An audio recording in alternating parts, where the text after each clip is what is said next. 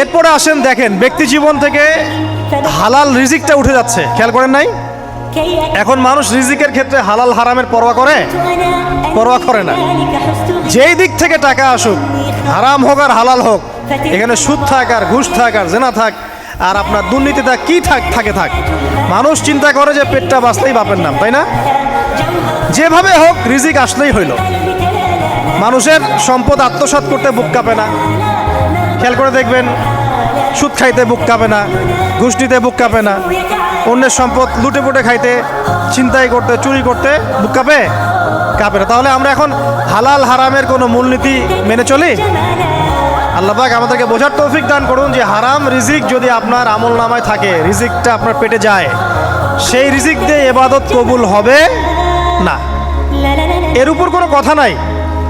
যতই ঘুরায় ফিরায় ব্যাখ্যা করা হোক না কেন, রিজিক যদি হারাম হয় ইবাদত কবুল হচ্ছে না। দোয়া কবুল হবে? নামাজ কবুল হবে? দান সদকা কবুল হবে?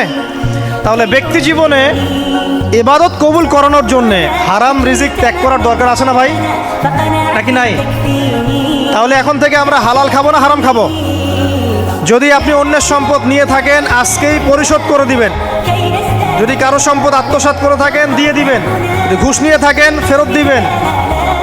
আপনার বোনের সম্পত্তি আত্মসাৎ করে থাকেন, ফেরত দিতে হবে।